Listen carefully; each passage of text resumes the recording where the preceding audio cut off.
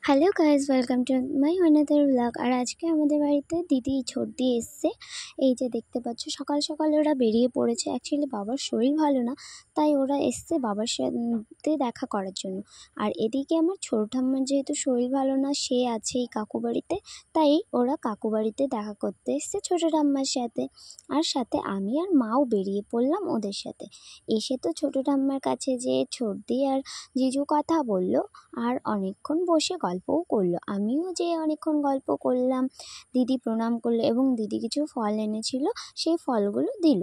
আর এই ঠাকুমার শরীর যেহেতু অতটা ভালো না, তাই চিনতে পারছে না। তারপরে আসার কথা ছিল কুট্টুসে। তো এখন আমি কুট্টুসকে নিতে যাচ্ছি। দিদি ফোন করে বলল যে ওরা নাকি চলে এসছে আমাদের রাস্তাতে, টোটোতে আছে, তো যাওয়ার জন্য। আর আমি এদিকে তাড়াতাড়ি ওই জন্য খুশি হয়ে হাঁটতে শুরু করেছি।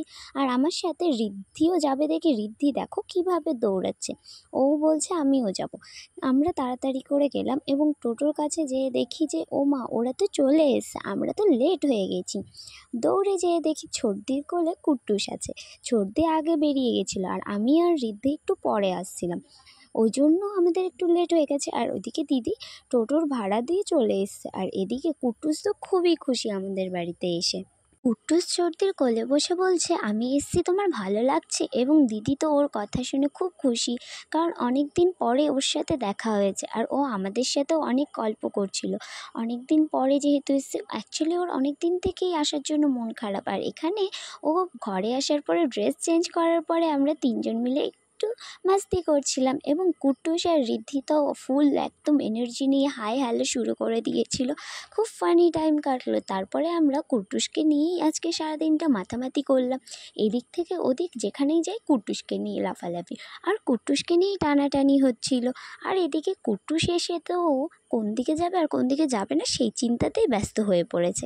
তারপরে আবার বাবার যেহেতু শরীর ভালো না, তাই বাবার সাথে গল্প করতে বললো। বাবাকে জিজ্ঞাসা করছিল কেমন আছো না আছো।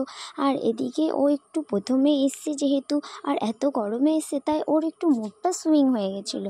সেরম একটা ভালো মুড ছিল না। তবে বিকেল আস্তে আস্তে ওর মুড সব ঠিকই হয়ে যাবে, কারণ ও খেলা পেলে সব কিছু ভুলে যায়। খাওয়া দাওয়া তো দূরেই থাকুক, এদিকে খেলা পেলে কে মাসি কে মা কোনো দরকারই পড়ে না। তারপরে আমরা একটু বিকেল হতেই বেরিয়ে পড়লাম পূজার বাড়ির উপলক্ষে। পূজার বাড়িতে যে আমরা একটু সারপ্রাইজ দিব ভেবেছি। বলো বলো, জোরে বলো। চলো চলো আস্তে।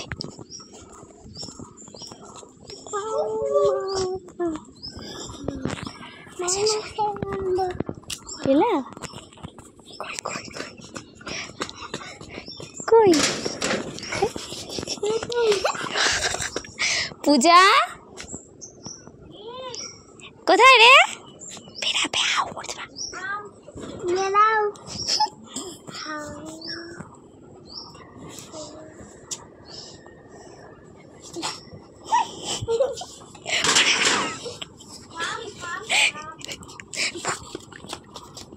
পূজাকে হাওয়া দেওয়ার জন্য তিনজন সদস্য হয়েছিল, ঋদ্ধি, ভাস্কর আর কুট্টুস।